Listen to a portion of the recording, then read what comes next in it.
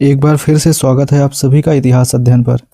बहुत से लोगों की डिमांड थी कि जीके जीएस से संबंधित क्वेश्चन ले आइए, कमेंट आ रहे थे लोगों के। तो ये मैंने एक सीरीज शुरू की है जिसमें जीके जीएस यानी कि जिसमें आपको पॉलिटी, इकोनॉमी और फिर हिस्ट्री और ज्योग्राफी, मतलब एक प्रकार से सभी सब्जेक्ट जो हो जाएंगे, साइंस भी उसमें रहेगा, सभी हो जाएंगे उसमें शामिल। अगर वीडियो पसंद आएगा तो लाइक ज़रूर कर दीजिएगा और चैनल अगर सब्सक्राइब नहीं किया है तो उसे भी कर दीजिएगा। तो चलिए शुरू करते हैं।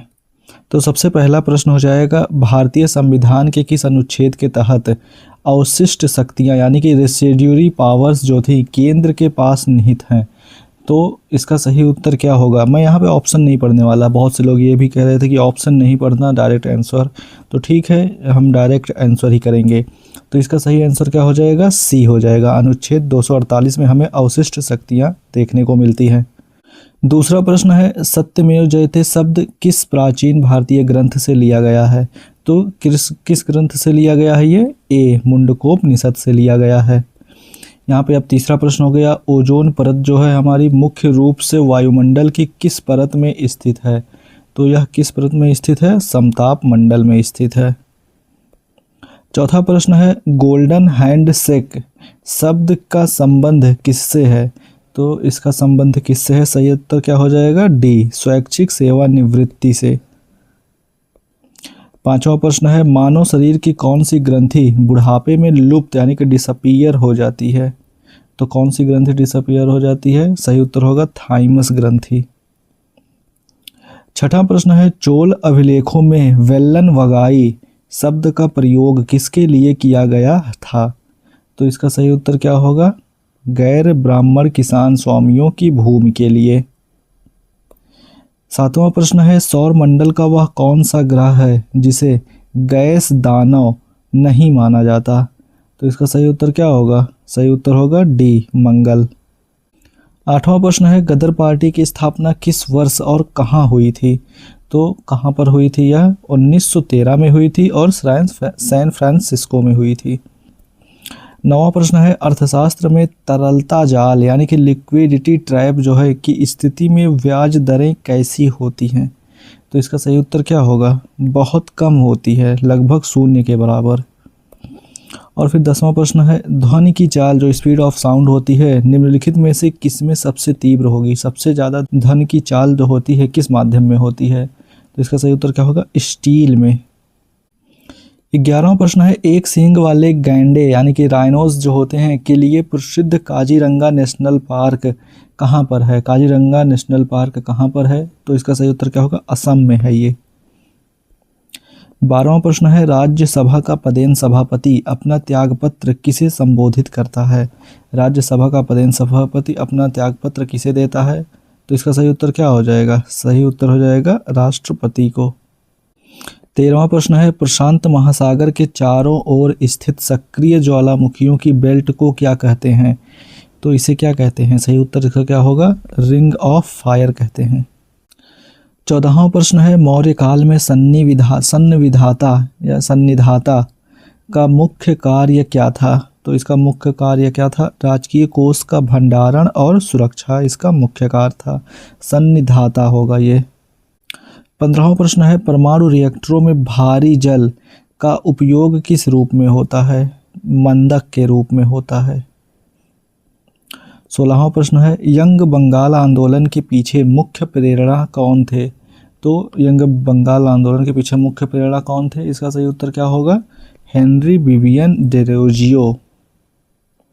17वां प्रश्न है, भारतीय संविधान का कौन सा अनुच्छेद समान नागरिक संहिता यानी कि यूसीसी से संबंधित है?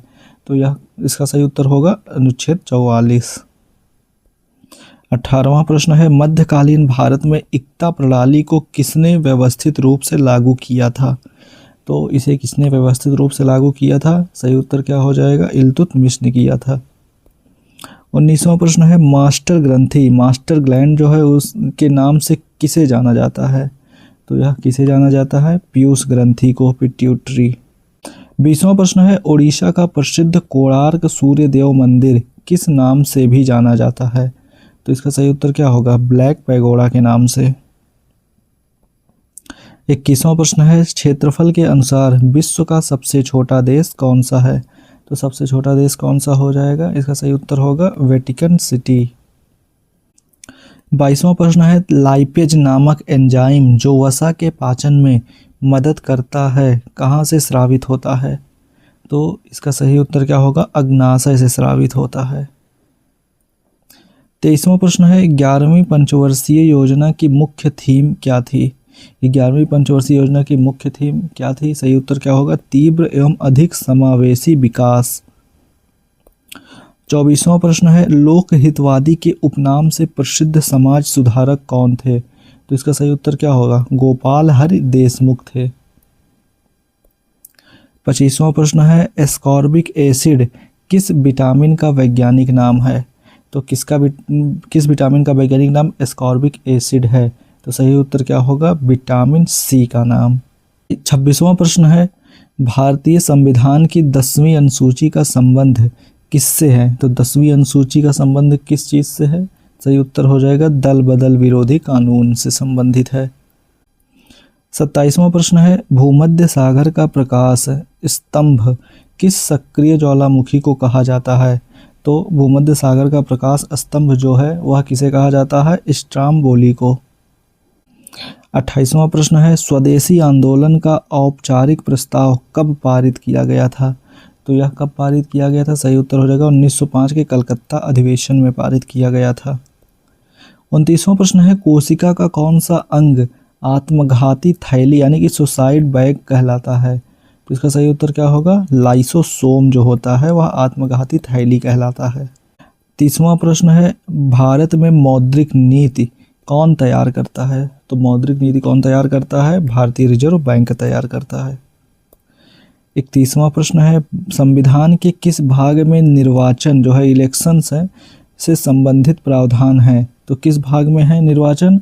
सही उत्तर क्या हो जाएगा? भाग 15। 32वां प्रश्न है, भारत में प्रागैतिहासिक पुरातत्व का जनक किसे माना जाता है? तो प्रागैतिहासिक पुरातत्व का जनक किसे माना जाता है? रॉबर्ट ब्रूस फुट को माना जाता है। 33वां प्रश्न है, गिर राष्ट्रीय उद्यान जो एशियाई शेरों के लिए प्रसिद्ध है कहाँ पर है? तो इसका सही उत्तर क्या हो जाएगा? गुजरात में। 34वां प्रश्न है, मानव शरीर की सबसे बड़ी मिश्रित ग्रंथि कौन सी है? सबसे बड़ी मिश्रित ग्रंथि क्या हो जाएगी? अग्नाशय। 35वां प्रश्न है, विश्व निवेश रिपोर्ट यानी कि वर्ल्ड इन्वेस्टमेंट रिपोर्ट जो है कौन जारी करता है? तो इसका सही उत्तर क्या होगा? सही उत्तर हो जाएगा UNCTAD।